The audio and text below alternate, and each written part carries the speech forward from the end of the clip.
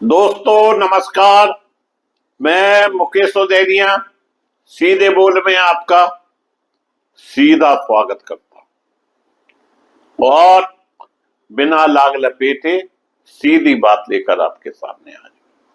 दोस्तों, हिंदुस्तान की सबसे बड़ी कंपनी जीवन बीमा निगम, जहां लाखों लोगों का पैसा लगा है, कहा जाए तो देश के गरीब से लेकर अमीर तक का पैसा LIC में लगा हुआ है। और जो एक साथ प्रीमियम नहीं दे पाते हैं वो मंथली प्रीमियम देते हैं, ताकि उनके आड़े वक्त पर यह पैसा उनके काम आ सके। अगर वो जीवन में ना रहे तो उनकी पॉलिसी उनके बच्चों, उनकी पत्नी को मिल सके। लेकिन इस पैसे पर भी ग्रहण लग गया है और मोदी जी के कृपापात अडानी जी को लगभग 34,000 करोड़ रुपया LIC से दे दिया गया।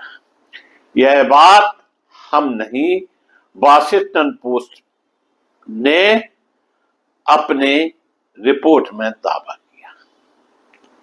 भारतीय जीवन बीमा निगम LIC ने सरकारी अधिकारियों के प्रस्ताव के तहत अडानी समूह की कंपनियों को लगभग 3.9 अरब डॉलर का निवेश किया है।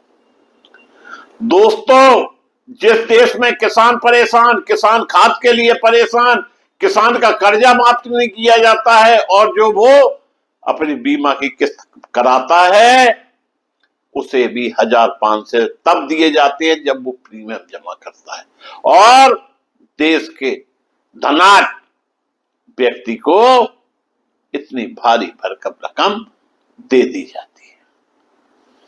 रिपोर्ट में आंतरिक दस्तावेजों के हवाले से दावा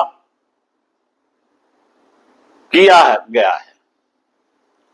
इसके लिए सरकारी दावों में एक योजना बनाई गई और उसे पास किया गया, जबकि कई बैंकों ने इन्हें ऋण देने से मना कर दिया गया। विपक्षी कांग्रेस ने इसे सार्वजनिक पैसों का जबरन दुरुपयोग बताया और इसे जांच संयुक्त संसदीय समिति JPC और लोक लेखा समिति PAC से चेक कराने की मांग की है।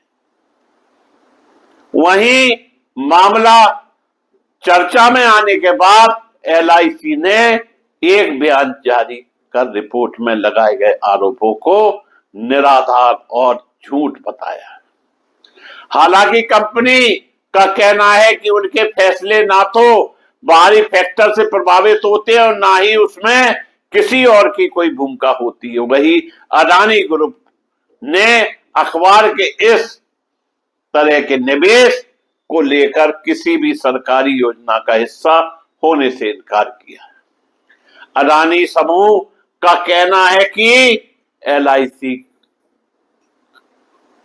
कंपनी से पक्षपातीपूर्ण रवैया अपनाने का दावा भ्रामक है।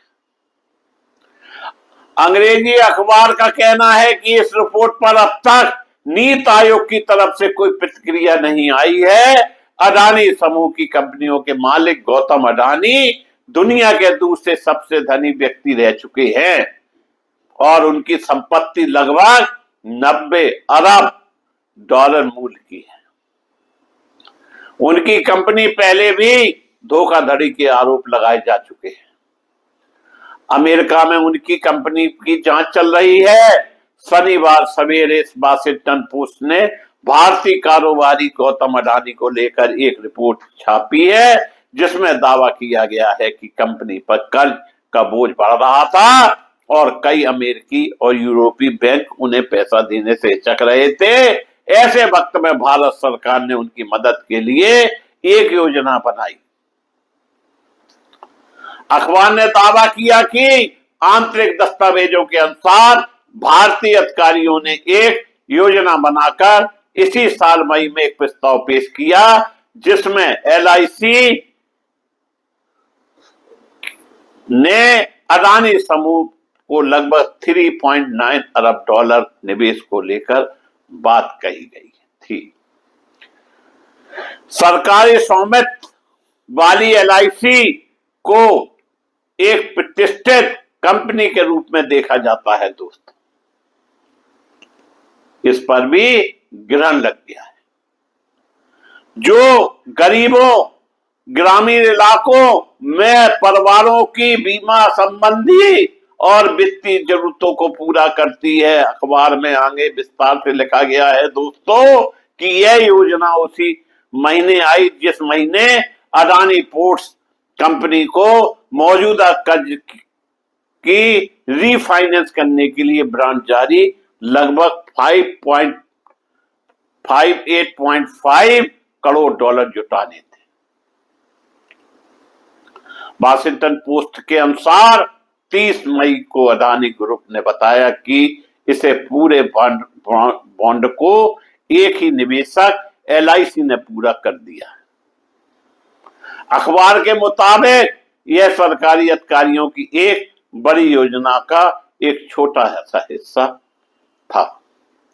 दोस्तों वाशिंगटन लिख रहा है लेकिन हमारे देश का गोदी मीडिया चुप्पी साधे हुआ है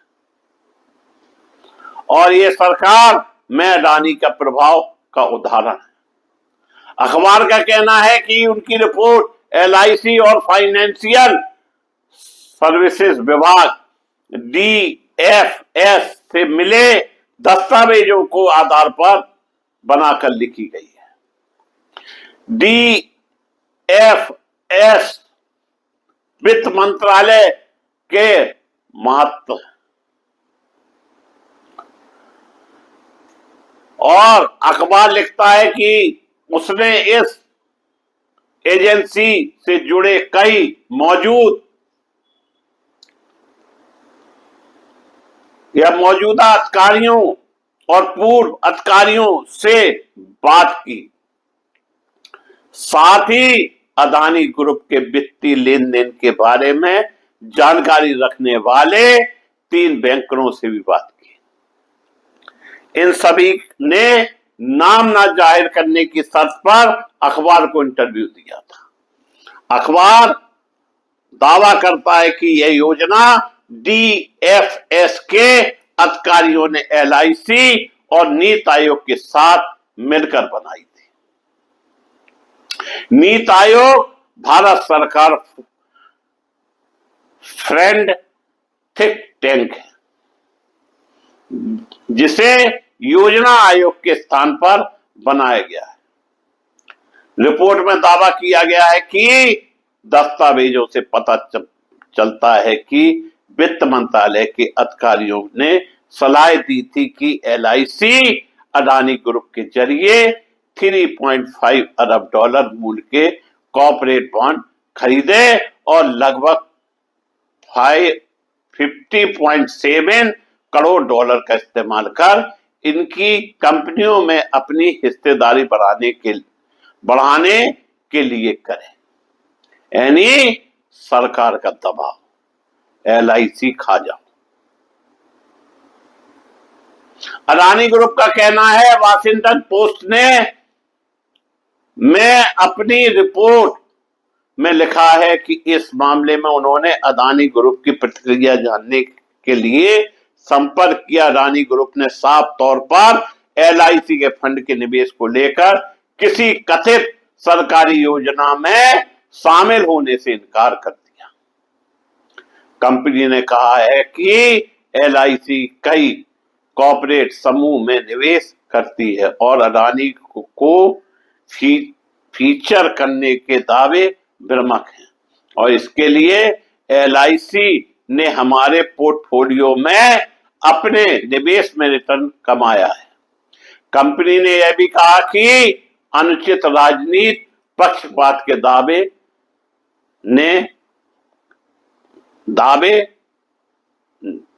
के आधार हैं। पीएम मोदी के राष्ट्रीय नेता बनने से पहले कंपनी विकास करती रही। विपक्षी कांग्रेस ने आरोप लगाया कि एलआईसी द्वारा अदानी समूह पर भरोसा दिखाने के नाम पर 33,000 करोड़ रुपए के सार्वजनिक पैसों का जबरन दुरुपयोग किया गया है। कांग्रेस ने इस मुद्दे पर एक और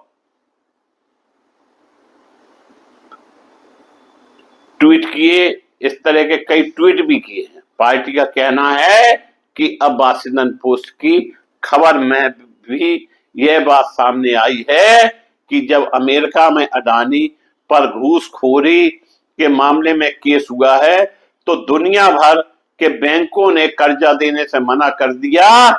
तब मोदी सरकार ने एलआईसी पर दबाव बनाया और आदेश दिया कि वो अडानी की कंपनियों को 3.9 अरब डॉलर का निवेश करें। पार्टी ने लिखा कि एलआईसी से यह निवेश जबरन कराया गया, जबकि एलआईसी पहले ही अडानी के शेयरों में निवेश कर अरबों का नुकसान झेल चुका था। पार्टी ने इस मामले की जांच जेपीसी से कराने की मांग की है और कहा कि पहले कदम के तौर पर संसद की लोक लेखा समिति पीएसी को यह जांच पूरी करना चाहिए। अगर कुछ गलत नहीं है तो जांच में नुकसान क्या है? कांग्रेस नेता पार्टी के संचार प्रभारी जयराम रमेश ने सोशल मीडिया पर एक बयान पोस्ट किया जिसमें लिखा गया है कि यह सवाल उठता है कि वित्त मंत्रालय और नीति आयोग के अधिकारियों ने किसके दबाव में यह तय किया था। उनका काम गंभीर आपराधिक आरोपों के कारण वित्तीय संकट से जूझ रही एक निजी कंपनी को बचाना है। उन्होंने इसे भारत के लोगों का नुकसान बताया और सवाल किया उन्हें सार्वजनिक तौर पर सूचीबद्ध एलआईसी को निवेश करने के निर्देश किसने दिया। वहीं तृणमूल कांग्रेस की नेता महुआ मोत्रा ने वाशिंगटन पोस्ट की इस खबर को शेयर करते हुए लिखा कि मोदी सरकार लगातार गौतम अडानी को फंड देती रहती है और भारत की जनता को उसे बेल आउट करना पड़ता है। वाशिंगटन पोस्ट की रिपोर्ट में अपने सबसे अच्छे दोस्त, अपने करीबी अरबपति के लिए 30,000 करोड़ के एलआईसी बेल आउट पर रिपोर्ट की है। जानी माने पत्रकारों ने भी इसमें टीका टिप्पणी की है। एलआईसी में लाखों मेहनती भारतीयों का पैसा है। क्या कोई उचित जांच पड़ताल की गई या जनता का पैसा सिर्फ मोदी के दोस्तों के लिए? अदानी ग्रुप पहले भी विवादों को घेरे में रहा है और उस पर आरोप लग रहे हैं। बीते साल अमेरिका की सरकारी संस्था department of justice of US securities and exchange commission SEC ने उन पर और उनके साथियों पर धोखाधड़ी का आरोप लगाया था। आरोप था कि गौतम अडानी उनके सहयोगियों ने भारत में अपनी रिन्यूएबल एनर्जी कंपनी के लिए 25 करोड़ डॉलर यानी करीब 2,000 करोड़ रुपए से अधिक की रिश्वत दी और अमेरिका में पूंजी जुटाने के वक्त निवेशों से यह जानकारी छिपाई। इसके बाद कीनिया की सरकार ने अडानी समूह के साथ हुए 2 समझौतों को रद्द करने का फैसला किया। इसे फैसले का असर कंपनी के शेयरों और उसकी साख पर पड़ा। इससे पहले 24 जनवरी 2023 को हिंडनबर्ग ने अडानी ग्रुप के खिलाफ रिपोर्ट जारी कर कहा था कि उनके मालिक गौतम अडानी ने 2020 से ही अपनी 7 लिस्टेड कंपनियों के शेयरों में हेरा फेरी के जरिए 100 अरब डॉलर कमाए। हिडेनबर्ग ने गौतम अडानी के भाई विनोद अडानी पर भी गंभीर आरोप लगाए थे और कहा था कि 37 सेल कंपनियां चलाते हैं जिसका इस्तेमाल मनी लैंडिंग में हुआ है। इन आरोपों का अडानी ग्रुप ने निराधार बताया था। बाद में भारत की बाजार नियामक संस्था सेबी ने हिडेनबर्ग को कारण बताओ नोटिस जारी किया था और कहा था कि हिडेनबर्ग ने रिसर्च एनालिसिस के लिए तय नियमों का उल्लंघन किया है। जनवरी 2025 को हिडेनबर्ग के संस्थापक ने जानकारी दी कि कंपनी बंद कर दी गई। उन्होंने इसके पीछे कोई वजह नहीं बताई थी। अमेरिकी प्रतिभूति और बीमा आयोग SEC का कहना है गौतम और सागर अडानी पर रिश्वतखोरी का आरोप है। उन पर आरोप है कि उन्होंने भारतीय सरकारी अधिकारियों को करोड़ों रुपए की रिश्वत दी या देने का वादा किया।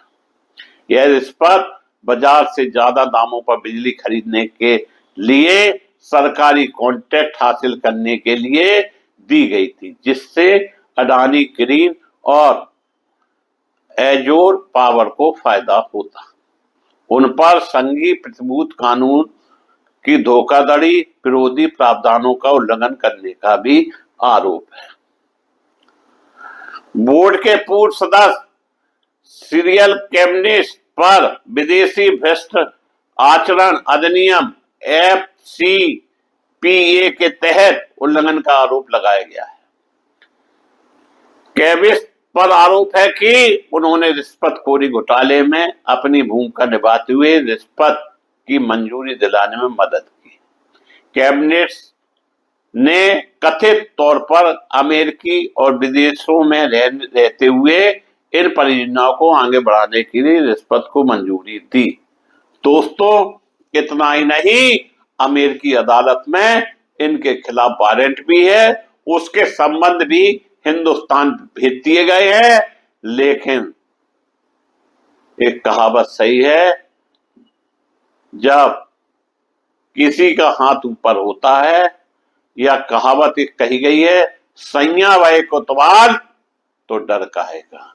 जब सत्ता ही या शासन ही अडानी के ऊपर हाथ रखे हुए है और उनको बचाव मुद्रा में ले आता है, देश का चाहे बेड़ा गर्क हो जाए।